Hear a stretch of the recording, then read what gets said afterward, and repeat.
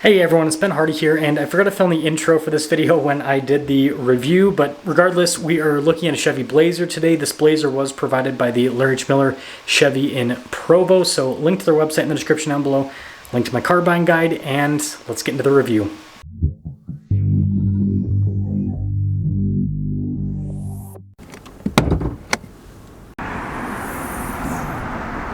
Under the hood we have a 3.6-liter V6 that goes through a 9-speed automatic transmission. Fuel economy is 18 around town and then 26 on the highway, with power outputs being 308 horsepower and then 270 pound-feet of torque. Before I move forward with this review, I do want to mention if you want to see more videos just like this, then I recommend you subscribe because I post content every single day. So starting with the hood on the Blazer, really sharp lines, and then you've got the split light design. I think this was the first Chevy with the modern era that came out with this split light design. I think it's pretty cool looking now. Blacked out grille, you got the RS logo, and the contrast with the black and the silver on this looks sharp. Now on the side here, our timing wheel setup is 265 by 45 by 21 in the front and over in the rear. You can see here with the wheels, you got the silver with the blacked out trim. Love the fender flare design there, and you can see the rest of the trim on the side. And then notice we got that cool two-tone design where the roof's all blacked out. And this of course leads us to our key fob. We have our lock and unlock function. We got the remote start function, the opening for the hatch. You can see the Chevy bow tie there on the back and pop it open. Now taking a look at the cargo area, it's massive, and this is one of the big benefits of the Blazer. It's kind of like a Grand Cherokee competitor in that way, where it's a bigger SUV, but it's not a 3-row SUV. Anyways, when you're all done, just press that button and that will lower the hatch right back down. Now here's a quick look at the taillights. Pretty cool with the new design. It kind of has like a 3D look almost. And you can see it's all blacked out at the bottom. And that's a contrast, black and silver with this one.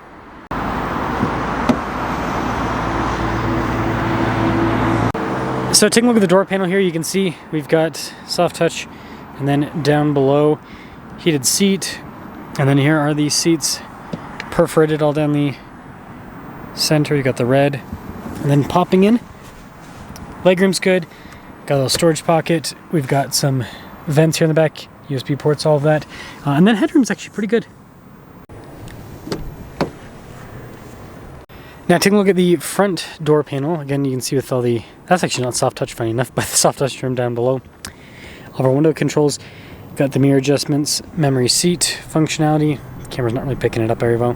Blind spot ring with the mirrors. And then here's the front seat. Again, perforated all down the center portion. Got all of the adjustments there on the side. See on the dash here, the red stitching. Light controls there as well.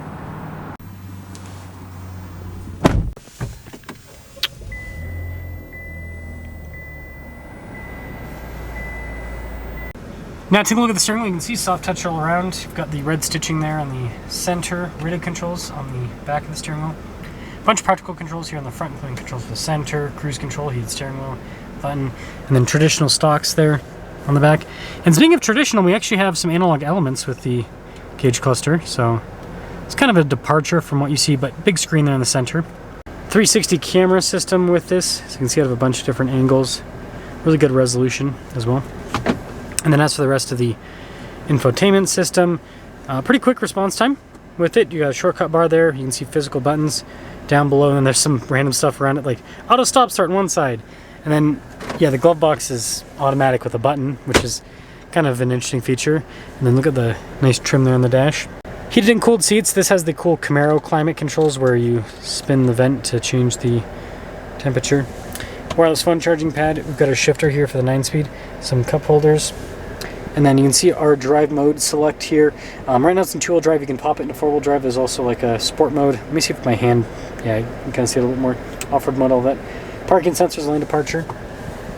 Good storage here. Nice trim on the top. Camera rear view mirror. No sunroof with this.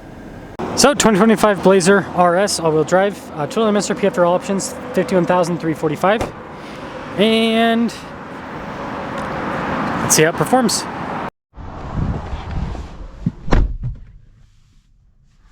Well, let us set off in the Blazer, the sacrilegious Blazer, as some will say it.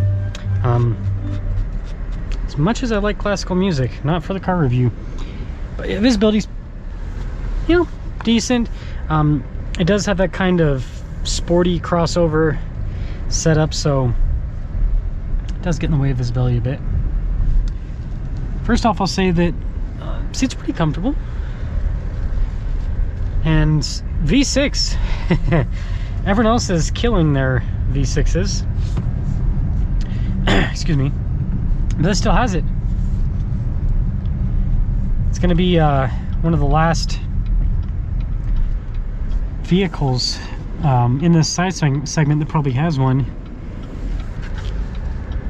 Which, yeah, it's fascinating to see the change.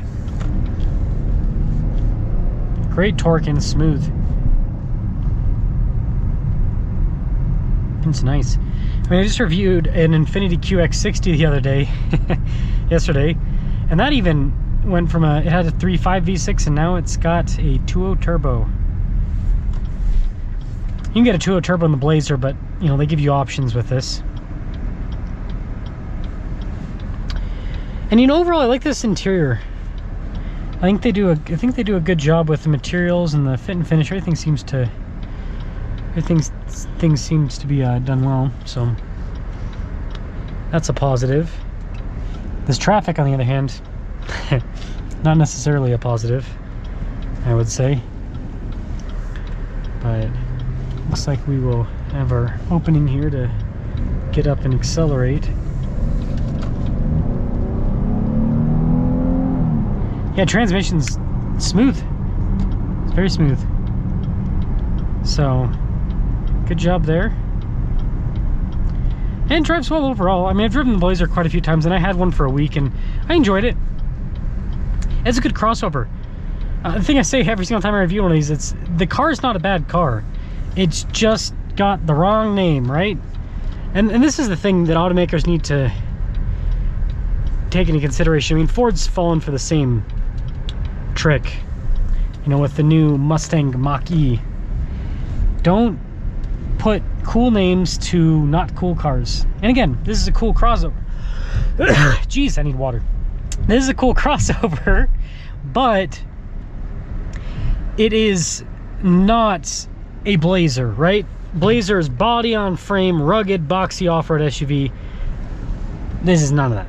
This is none of that. It is unibody, sporty looking crossover. And so yeah, it's not a bad car, it just has a bad name.